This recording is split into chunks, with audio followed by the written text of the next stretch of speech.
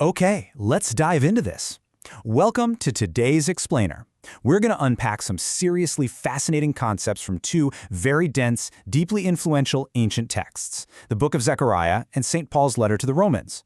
We're looking at how these writings radically flip the script on our traditional understanding of human power, authority, and physical might.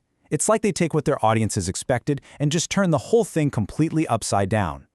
So to really grasp what's going on here, I want you to ask yourself what actually made a king truly powerful back in the ancient world. When you hear the word conqueror, you probably picture massive armies, right? Chariots, which were essentially the ancient world's equivalent of a modern tank. Empires like the Assyrians deployed these terrifying war machines, heavily armored cavalry, just crushing entire nations. That was the absolute standard of authority. Power meant having the sheer physical capacity to forcefully subdue your enemies. Keep that assumption in mind, because as we get into these texts, we'll see them actively and intentionally subverting that very expectation from the ground up. Section 1. The Paradox of Power. Zechariah chapter 9 stands as this profoundly masterful piece of writing that challenges every traditional concept of authority we just talked about. The author is writing to daughter Zion and telling them to rejoice heartily because their king is coming. But listen to this description. See, your king shall come to you. A just Savior is he, meek, and riding on an ass, on a colt, the foal of an ass. This is where the script gets totally flipped. This is a conquering Savior arriving to his people, but listen to the imagery here. He isn't described as terrifying, unyielding, or covered in armor. He is described as meek, and he's not arriving on some towering warhorse bred for battle. He's riding on a young donkey, specifically noted as a colt.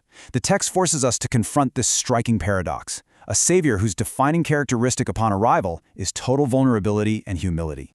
Section 2. Banishing the chariot. Let's move to and see how this builds. Because we have this unconventional king arriving in a completely unexpected way. The immediate question is, well, what does a meek king actually do? What's his policy? The text doesn't leave us guessing. It outlines the exact, tangible actions this figure takes regarding the military-industrial complex of the ancient world.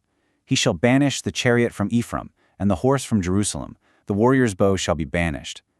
Notice that deliberate, poetic repetition of the word banished. It's methodically dismantling the instruments of war. The chariot? Banished. The warhorse? Banished. The warrior's bow? Banished. This isn't just a slight reduction in arms, it is the absolute eradication of military weaponry and our reliance on physical might.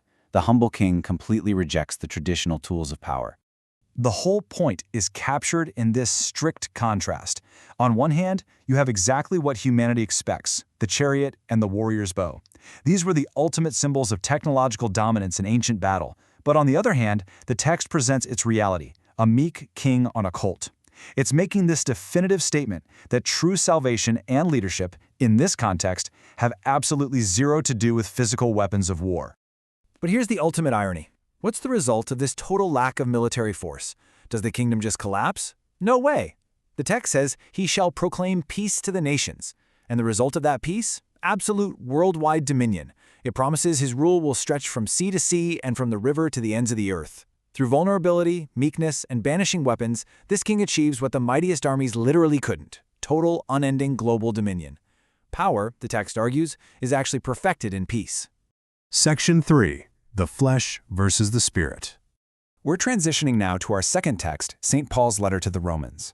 While Zechariah dealt with subverting physical power on a grand, national scale, Paul takes that exact same theme and moves the battlefield right into the human soul.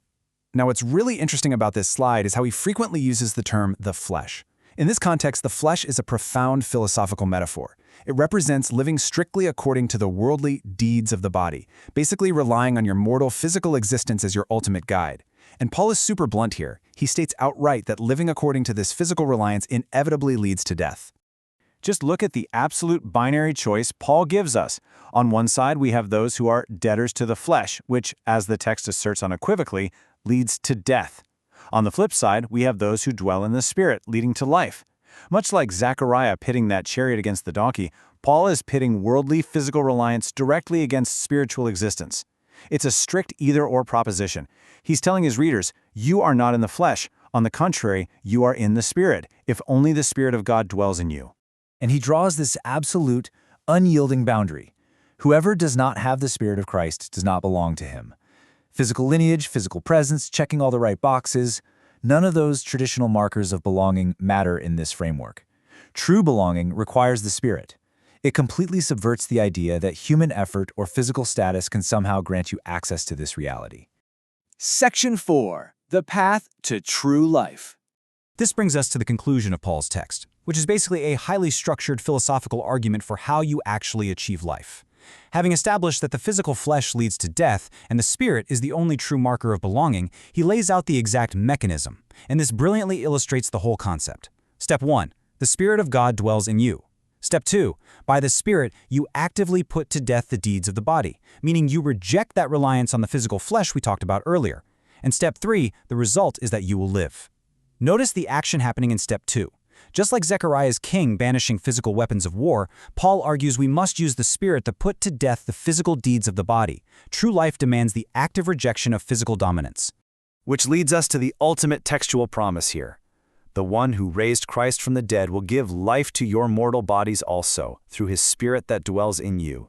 It's a beautiful, full-circle resolution. The physical body isn't inherently evil, but it just can't save itself. It is only when the mortal body surrenders to the Spirit, the very same Spirit that conquered death, that the physical body is granted true life. The physical is saved not by physical strength, but by spiritual indwelling. So as we wrap up this explainer, I want to leave you with a final, provocative thought. If peace comes from humility, where does true power actually lie?